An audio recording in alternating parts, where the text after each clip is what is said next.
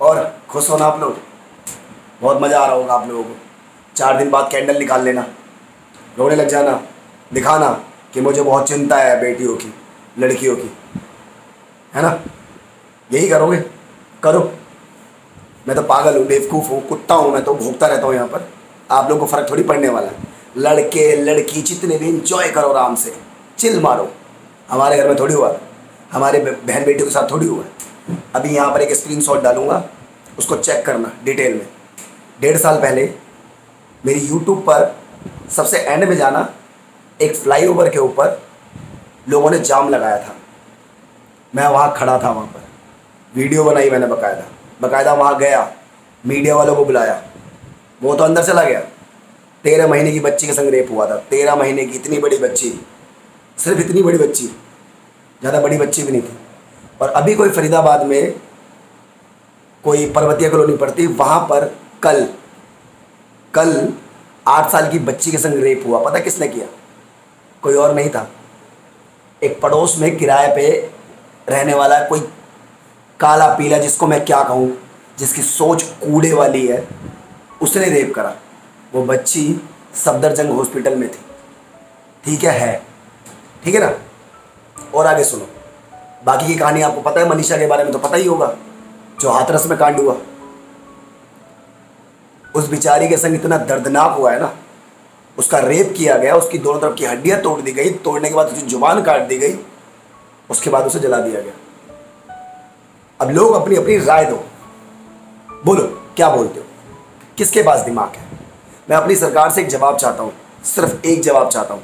हम पब्लिक हैं, हमने वोट दिया है, तो हम जवाब मांगते हैं, और आप लोगों को जवाब देना पड़ेगा। आज जोड़ के बोलता हूँ, आप लोगों को जवाब देना पड़ेगा। कब तक चलता रहेगा? अभी कितनी लड़कियों का और रेप होगा? राइटिंग में बता दीजिए, अगर आप लोगों का कानून सख्त नहीं हो सकता लड़कियों के मामले में। मैं एक 8 साल की बच्ची को एक बड़ी लड़की के संग होता है रेप, तो चलो पता लगता है कि ये इस तरीके से रहती होगी, उस तरीके से रहती होगी, इसके कपड़े को देखकर जज किया जाता है। पर 8 साल की और 13 महीने की बच्ची के संग कौन सी साड़ी, कौन सा सूट पहनाया जाए उसे, और कितनी बड़ी धोखेबाज होती है वो, कितनी बड़ी फरेबी होती है वो, और कितने लोगों को धोखा दिया होगा उसने, उसके संग जो रेप होता है। कब जागोगे? अपनी सरकार से पूछना चाहता हूँ, कब जागोगे आप लोग? हमारे देश में सब कुछ ठीक ठाक हो रहा है, अच्छा खासा हो रहा है, हर जगह से क्राइम खत्म हो रहा है, पर जो चीज़ मेन है वो कब खत्म होगी? सिर्फ इसका जवाब दे दीजिए, और कुछ नहीं चाहिए मुझे, और मुझे कुछ नहीं जानना। मेरी लड़ाई लड़कियों के लिए, मैं अपने लिए नहीं लड़ता, मैं सिर्फ लड़कियों के लिए लड़ता हूँ। सिर्फ मुझे एक बात का जवाब चाहिए कि आखिर कब तक लड़कियों के संग ऐसे ही रेप होता रहेगा, और कितनी लड़कियों के संग रेप हो रहा होगा? आपका कानून सख्त नहीं हो सकता। 2 दिन बाद, चलो एक प्रियंका रेड्डी के साथ रेप हुआ तो 2 या 3 दिन बाद एनकाउंटर हो गया, पुल के नीचे एनकाउंटर करा, तसल्ली मिली, थोड़ा सा सुकून मिला, उस टाइम एक हौसला सा बंधा दिल में कि हाँ हमारी सरकार लड़कियों के बारे में सोचेगी। अब रेपिस्टों का, रेपिस्ट बचेंगे नहीं। अगर एनकाउंटर ही करना होता है ना सर, तो सरकार से रिक्वेस्ट करके बोलता हूँ, हाथ जोड़कर बोल रहा हूँ, ठीक है, अगर एनकाउंटर ही करना होता है तो आपको पता लग ही जाता है कि कौन है, किसने रेप किया है, आप लोगों के सामने होता है वो। बाकायदा मीडिया वालों को बुलाने के बाद मारना तो है ही उसे, तो कम से कम दर्दनाक मौत दो ना, कि आने वाले टाइम पर जो रेप करना चाहते हैं और रेप करने का सोचते हैं, उनके दिल और दिमाग में एक डर बैठ जाए, एक डर, खौफनाक डर बैठ जाए, उनके दिमाग में ख्याल भी ना आए। कौन? आज आप लोग सिर्फ घर में बैठे हो और सिर्फ वीडियो देख रहे हो, एक न्यूज़ पे देख रहे हो कि हाथरस में एक लड़की के संग रेप हुआ, 8 साल की बच्ची के संग रेप हुआ, 13 महीने की बच्ची के संग रेप हुआ, सिर्फ यही देखते रहोगे? चिंता मत करो, बारी आप लोगों की भी आएगी, आपके घर में बच्चियों की बारी आएगी। ये बात मुझे कहनी नहीं चाहिए, पर मैं कह रहा हूँ, क्योंकि आप लोगों का जमीर जगेगा नहीं जब घर में, जब तक आपके नहीं होगा। क्योंकि आप लोग सोचते हो, आप लोग यही सोचते हो, हमारे घर में थोड़ी हुआ, हमारे घर में थोड़ी हुआ है। रोने से, कैंडल निकालने से, सरकार से मांगने से नहीं होगा, उठना पड़ेगा हम सबको। जब पब्लिक उठेगी ना, तो सरकार भी सुनेगी, क्योंकि ये लोग बाहर के नहीं होते जो रेप करते हैं, वो हमारे तुम्हारे मसीही होते हैं। और अच्छे घर के लड़के रेप नहीं करते। कभी सुना है आपने अच्छे घर का लड़का रेप करते हुए सुना है आपने कभी? अच्छी सी मतलब जिसका बैकग्राउंड बहुत अच्छा खासा हो या बहुत अच्छी सोच है उसके घर में सबकी, उसने रेप किया हो? मैंने नहीं सुना। थर्ड क्लास सोच और गिरे हुए सोच वाले, उसमें ना कोई हिंदू होता है और ना कोई मुस्लिम होता है। जो रेपिस्ट होता है सिर्फ और रेपिस्ट होता है। उस इंसान को सिर्फ एक ही सजा मिलनी चाहिए, दर्दनाक मौत। और जब दर्दनाक मौत मिलेगी तभी 100,000 लाख करोड़ लोगों में डर बनेगा, तब जाकर रेप बंद होगा, वरना रेप बंद होने वाला नहीं है। और रेप बंद करने के लिए, रेप बंद करवाने के लिए हम लोगों को खड़ा होना पड़ेगा, हम सभी को खड़ा होना पड़ेगा, वरना मासूम सी बच्चियों का ना बलिदान चढ़ता रहेगा।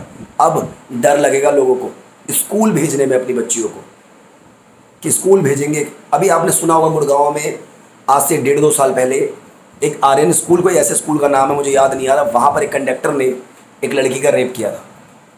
लड़की का रेप कर दिया, लड़की मर गई, बाद में उसके संग उसको सजा देने से क्या फ़ायदा? लड़की तो गई दुनिया से। मैं कहना ये चाहता हूँ, मेरी बात को ध्यान से सुनो आप लोग, अगर थोड़ा बहुत ज़मीर है आप लोगों के अंदर और थोड़ा बहुत इंसानियत बाकी रह गई है तो बच्चियों को बख्श दो। बच्चियों को बख्शने का मतलब ये है कि अगर आज नहीं उठे तो आने वाले टाइम पर आपके घर में, मेरे घर में, सबके घर में यही चीज़ें होंगी। और ये कोई बाहर से नहीं आते, आस पड़ोस में जो किराएदार होते हैं ना आपके, या जो रिश्तेदारी में निकलते, जिनकी सोच बिल्कुल गंदी हो चुकी है कूड़े की तरह। डस्टबिन में इतना कूड़ा गंदा नहीं होता जितनी सोच उनकी गंदी होती है।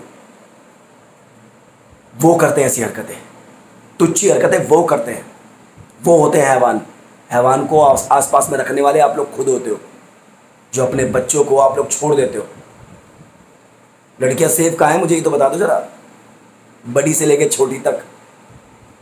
तुम 8 साल की बच्ची को धोखेबाज कहोगे क्या? मुझे बताओ, धोखेबाज है वो? कितनी बड़ी धोखेबाज है?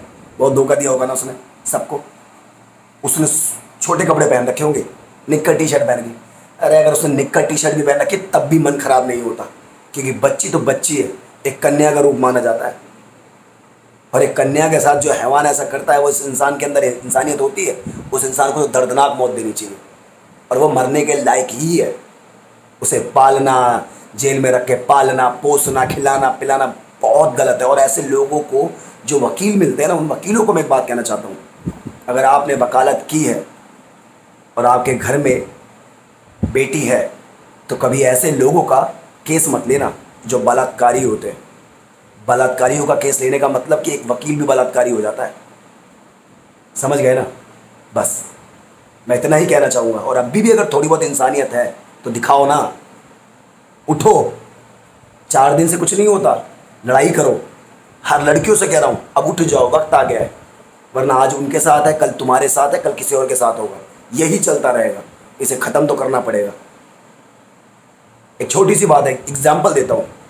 हमारा देश गुलाम था। अगर सुभाष चंद्र बोस, भगत सिंह अगर यही सोचते ना, गुलामी छोड़ो, हमें क्या करना है, आपकी और हमारी तरह सोचते, जैसे आप आज लोग सोचते हो कि हमारे घर में तो नहीं है, अगर यही चीज़ सोचते तो हमारा देश आज़ाद नहीं होता। 23 साल की उम्र में जान गंवाई है उन्होंने अपनी, 23 साल की, 23 की एज में। जिस एज में आज के टाइम पर लड़के रोटियां तोड़ते हैं, अपने माँ बाप की दी हुई निवाले तोड़ते हैं, उस एज में उन्होंने अपने देश के लिए जान गंवाई है। और पहली बात तो सल्यूट करता हूँ अपने भगत सिंह को, और वो हीरो होते हैं। और मैं उनकी बराबरी नहीं कर सकता, छोटा सा उनकी तरह कुछ करने की कोशिश कर रहा हूँ सिर्फ लड़कियों के लिए। साथ दो ना, खड़े हो ना, क्यों नहीं खड़े होते? ज़मीर है तो खड़े हो जाओ, वक्त अब भी है। वरना एक दिन ऐसा वक्त आएगा सिर्फ रेपिस्टों का राज रहेगा, सिर्फ रेपिस्टों का राज। और लड़कियां, तुम्हारे हमारे घर की बहन बेटियां सेफ नहीं रहेंगी। और 3 साल से लेकर 3 साल 4 साल की बच्चियां तक सेफ नहीं रहेंगी, पढ़ नहीं पाएंगी। समझ रहे हो ना? पढ़ नहीं पाएंगी। याद रखना इस बात को, कोई पढ़ने नहीं देगा।